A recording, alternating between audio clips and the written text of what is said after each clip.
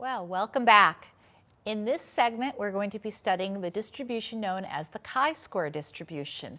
And we continue with the chi-square distribution with hypothesis testing, which you've just been mastering in chapters 9 and chapter 10. Well, the chi-square distribution is a distribution which is made up of squared values. And so the distribution will always be non-negative, meaning if you square zeros, it's actually made up of squared normals values. And so if you square 0, you'll get 0. But then you have negative and positive numbers that are squared, and you end up with a distribution that is only on the first quadrant, for example, if you were going to do a coordinate system. The chi-square distribution is also one of the most commonly used distributions. The notation that we have for this is a curved x with a square above it, and then we put the degrees of freedom in the subscript. The degrees of freedom for the chi-square distribution is the same as the mean, and the variance is equal to 2 times the degrees of freedom. The notation for the chi-square distribution is pretty simple, but the formula for actually figuring it out is very, very complicated. And we need to use a type of calculus involving numerical approximation to actually figure out the values. And so throughout the years of studying the chi-square distribution, textbooks have included charts that have values in it. Now we're fortunate enough that we can use technology, either computer software programs or graphing calculators that have the technology built in so that you don't need to use the tables in the back of the textbook. There are 3 main applications that we have of the chi-square distribution. The 3 main applications are the goodness of fit test, the test for independence, and the test of a single variance. The degrees of freedom are calculated differently for all 3 types of tests. And what I'm going to do is I'm going to discuss in this segment the goodness of fit test and the test for independence in detail. So in non-detail, and just now I'm just going to explain to you what the test of a single variance is. The hypothesis test for single variance is to see if the variance or standard deviation is within some value, some prescribed value, or if it is larger. This is used, for example, in quality assurance if we want to find out if the spread for a manufacturing piece of equipment is small enough, or is it so large that we need to calibrate the machinery. So for example, let's say you were going to buy a big jar of jelly beans, and you saw your jar of jelly beans and the jar's all next to it, and they had different levels in them, even though they had the same labeling and the same weight on the labeling. Well, you would certainly buy the largest one, but also you would notice that it's not consistent. And the machinery then that was calibrating the amount of jelly beans that go into each jar would have to be recalibrated so that we would have a more consistent. Now, we could keep calibrating and calibrating and calibrating until the consistency was exactly, every jar had exactly the same number of jelly beans. But what we might find out is that's so expensive to do that it's not worth the cost, that a little bit of spread or deviation is acceptable. And so the chi-square test of a single variance tests to see whether the spread by sampling, so we might sample 20 or 30, 100 jars of the jelly beans, count the number of jelly beans, and see if the spread is small enough that it's within an acceptable limit. If not, we go and calibrate the machinery. The 2 tests that we are going to do are the goodness of fit test and the test for independence. The goodness of fit test, the first one, what we're testing is to see if data follows a certain distribution. And so our null hypothesis for this one is going to be that the data follows whatever distribution we're testing. So the null hypothesis we have is the data does follow the distribution. Now, we need to customize this depending upon what it is that we're studying. The alternate will be that the data does not follow the distribution, and we'll need to customize that also. Our test statistic is the observed value, meaning the frequency, minus the expected value. We take that difference and we square it, divide by the expected, and then we add them all up. And we'll do this by hand and by calculator. And this will be our test statistic. At this point, we compare it and find the area in the tail to see, do we think that this is acceptable or not? We continue on. Once we find the test statistic, we continue on the same way we did in the previous chapters.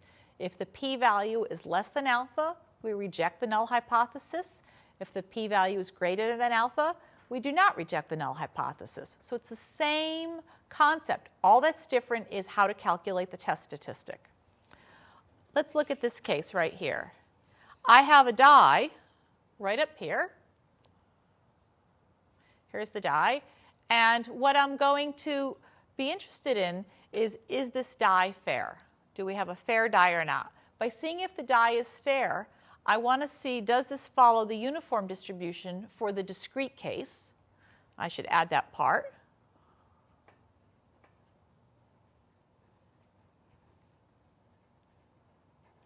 Or the data does not follow the uniform distribution for the discrete case.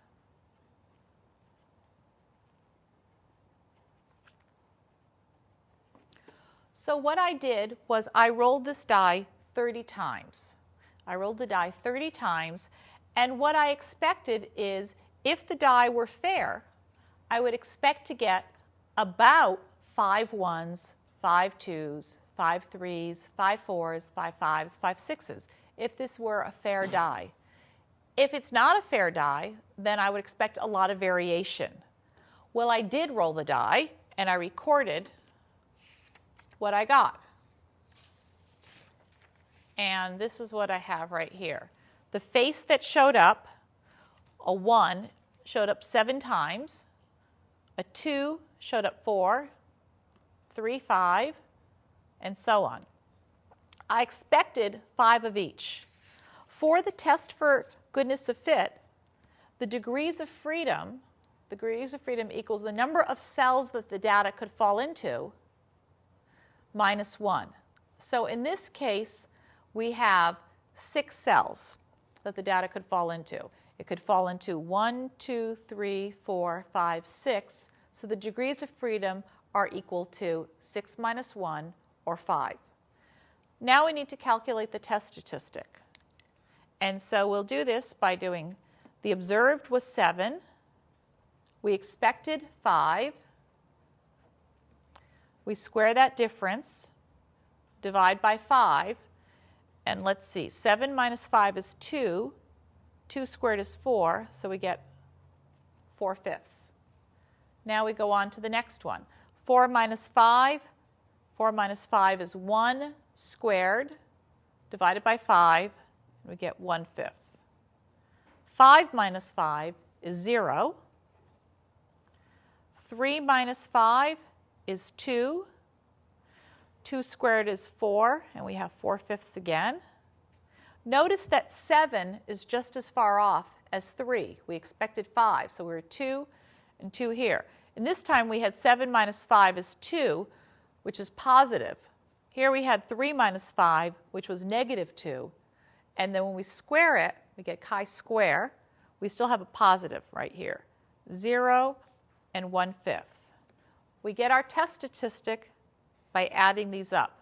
4/5 plus 1 is 5/5. 5/5 plus 5/5 again are 10/5, or 2. Now, when we go to graph this, we're going to go to graph this. And the next thing we want to do is we want to have our graph. The chi-square graph, and you should try this with several graphs on a calculator or software program, changes shape depending upon the degrees of freedom that we have. The more degrees of freedom, the higher the number of degrees of freedom, the more the chi-square will start to look like a standard normal.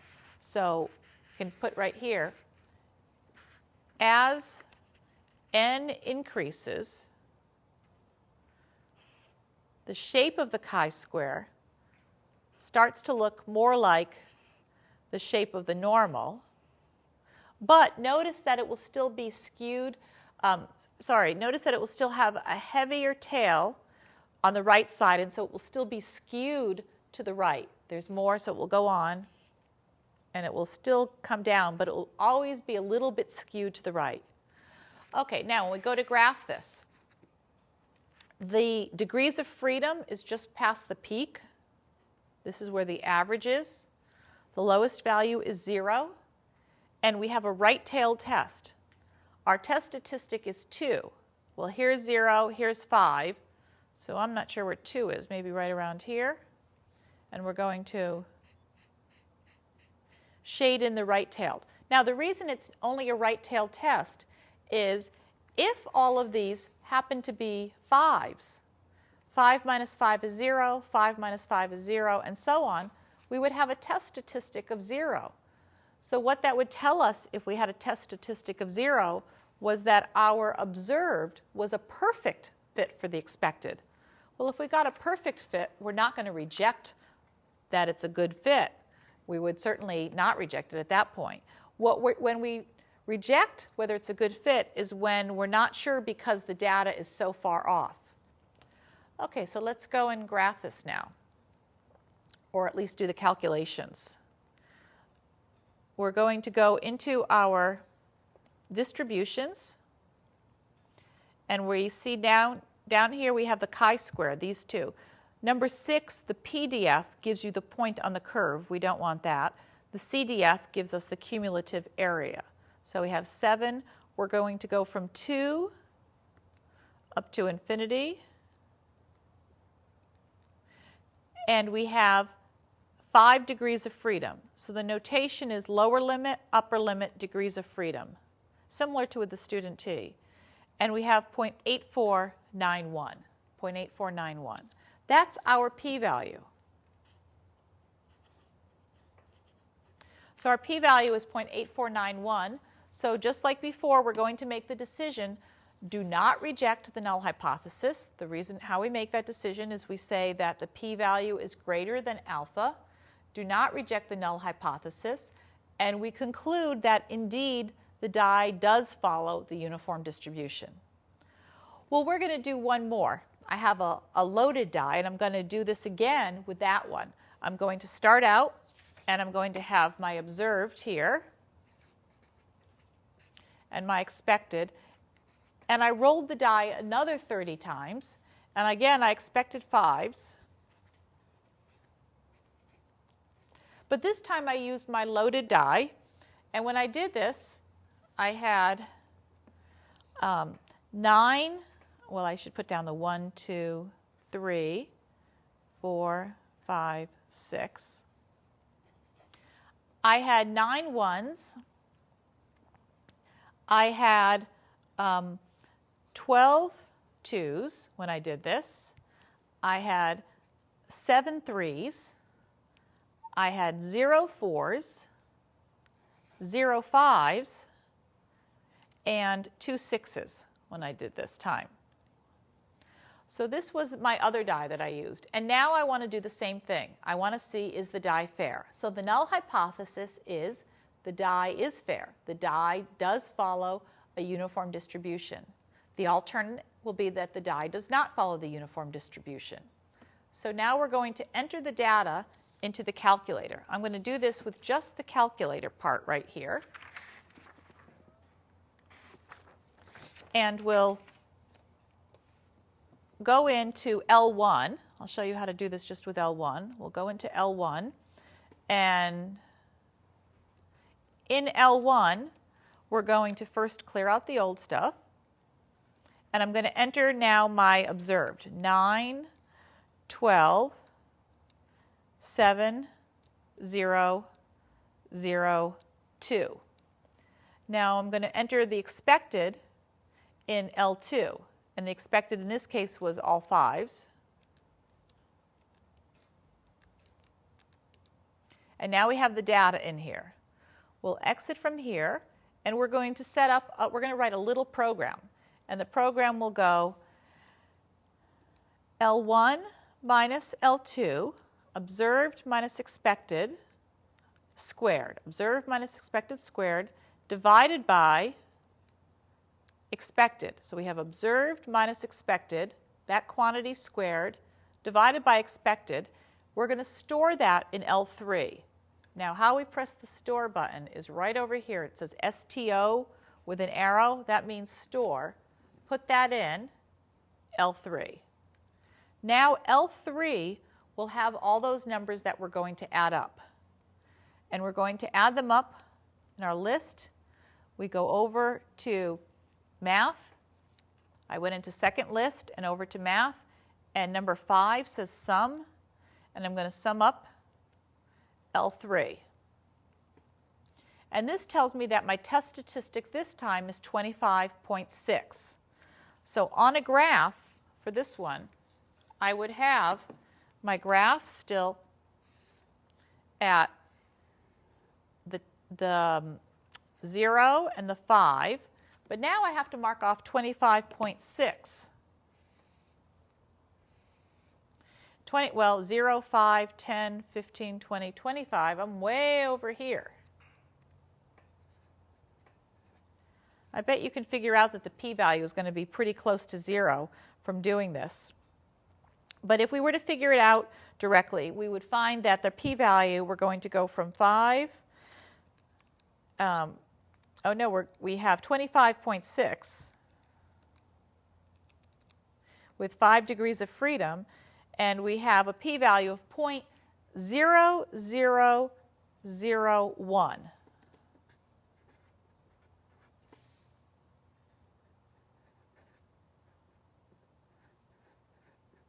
Well, that tells us that we're going to reject the null hypothesis in this case and conclude that the die is not fair. So my die that I told you was a loaded one is in fact not a fair one. It does not roll uniformly.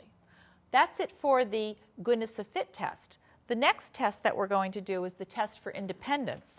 And in this case, we're taking a chart. You saw this in Chapter 3 when we dealt with contingency tables. And we're testing to see, are the factors independent or are they not independent? And so here we have a slightly different type of a case, test for independence.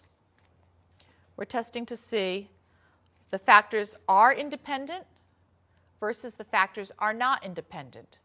Our test statistic is calculated the same way. We take each observed minus the expected, square that, and divide by the expected. Our degrees of freedom are slightly different in this case. It's the number of rows minus 1 times the number of columns minus 1. So let's look at an example with this one. We're interested in if the hiking preference and gender are independent events. So we're going to do this on a solution sheet that you have, or you will do it on a solution sheet, but I'm going to set this up. Our null hypothesis is that gender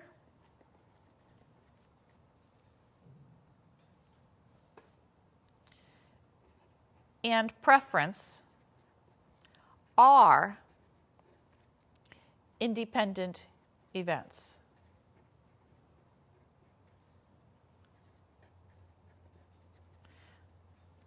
The alternate,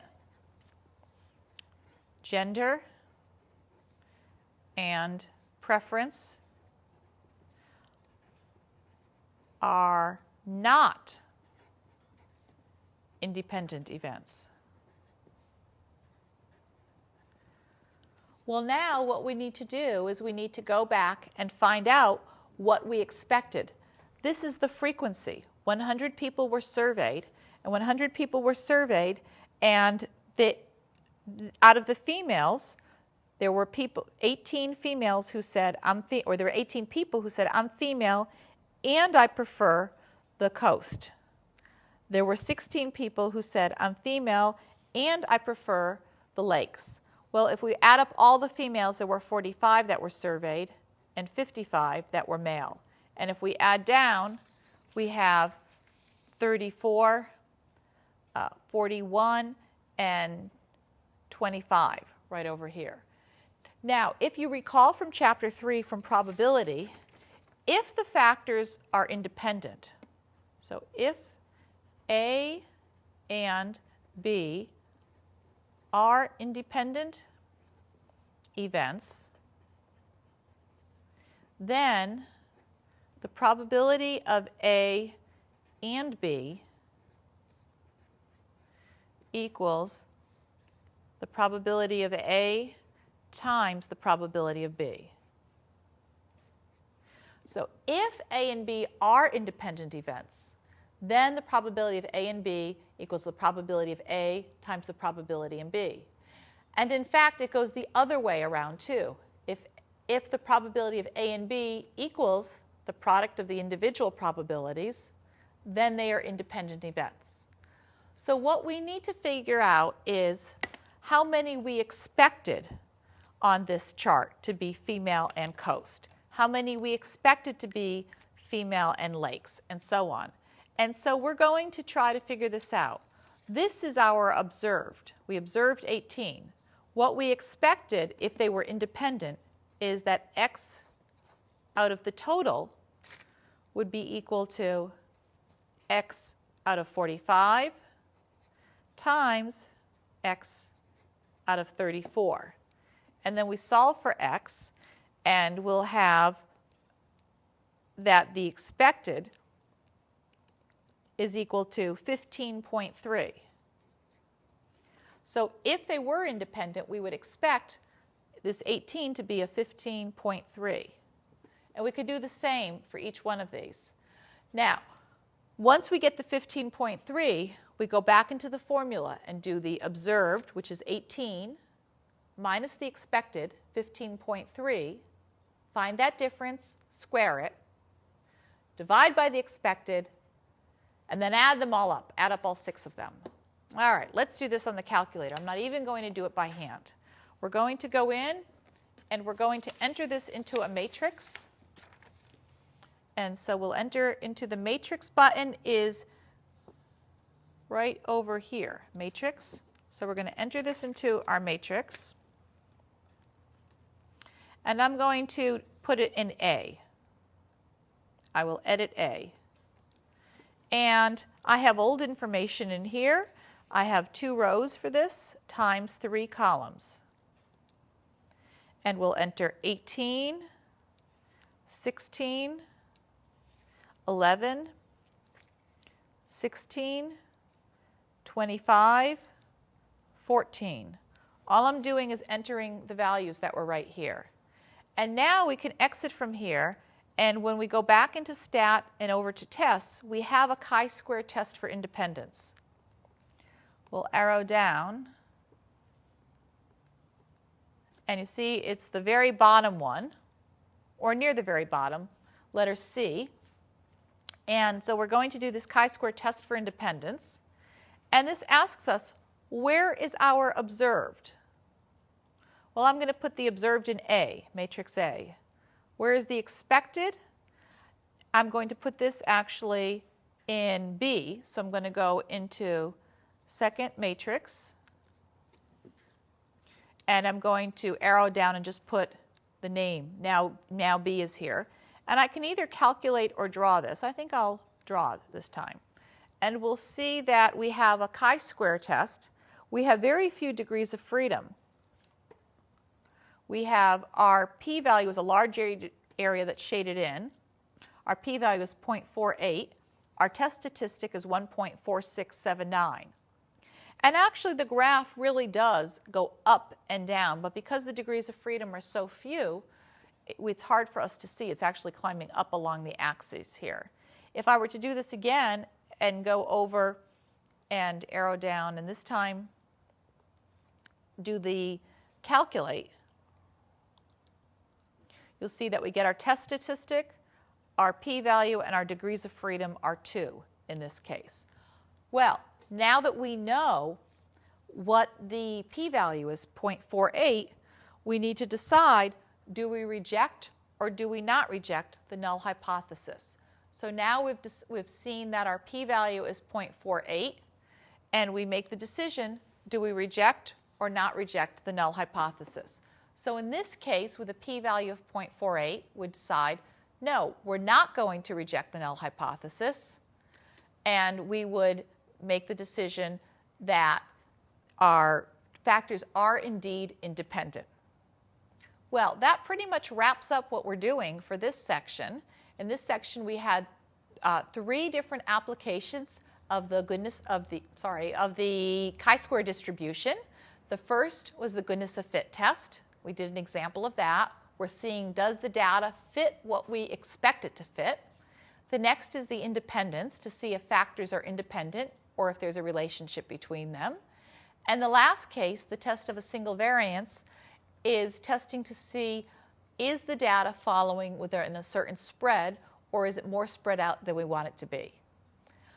We have one more section to go, and that section is Chapter 12, and that's on linear regression and bivariate data. And I will be back with the next segment pretty soon. Bye-bye.